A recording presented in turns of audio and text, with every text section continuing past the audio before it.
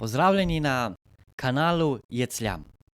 O čem bom govoril danes? Danes bom govoril o tem, da ni pomembno, koliko si star, ampak pomembno je to, koliko se dejansko star počutiš. Če me ne poznate, sem Marko Knez, sem kar dejaven na področju jecljanja, saj sem mnogokrat nastopil na radijskih oddajah in tudi na televiziji.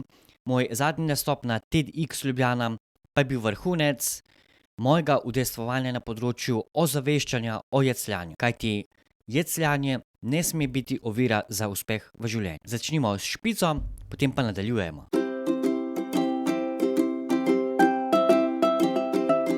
Tisti, ki me poznate, veste, da bom kar v kratkem dopolnil tistih magičnih 40 let. Ja, 40 let bom dopolnil.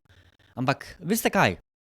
Jaz osebno se sploh ne počutim toliko starega. Že kot najstnik sem opazil, sploh pa potem v obdobju fakultete, da dejansko se jaz počutim mlajše, kakor štejejo dejansko moje leta.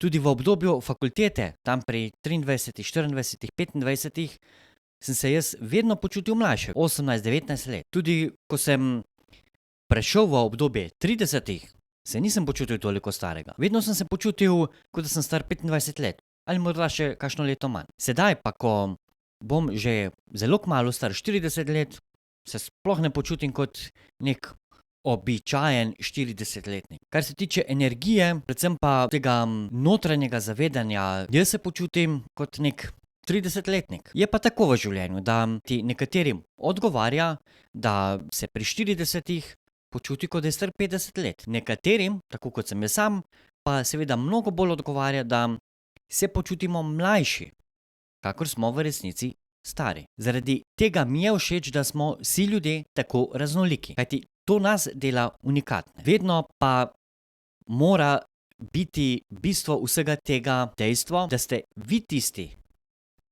ki ste pomembni. Pa ne glede na to, koliko se počutite stari. Vi ste tisti, ki živite svoje življenje.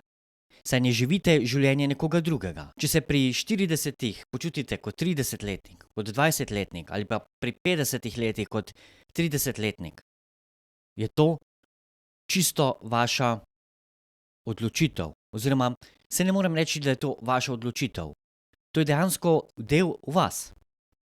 In na to morate biti zelo ponosni, kajti vi, mi smo unikum v tem celotnem svetu. Zatorej, bodite ponosni nase, bodite ponosni na letnico, ki jo nosite in ki se viša vsako leto, predvsem pa bodite ponosni na to, kar ste in na to, kako se vi dejansko počutite, da ste stari. Kajti to je vse skupaj del vas in zaradi tega vas imajo ljudje radi. Evo, toliko danes o temi, ko se počutimo dejansko stari. Da tista letnica, ki jo imamo, dejansko ni pomembna. Pomembno je tisto, kar mi čutimo osebno. Če bi radi si ogledali še kakšne druge posnetke na kanalu, si dajte klikniti tukajle gor, govorim o različnih temah. Se vidimo v naslednjem videu.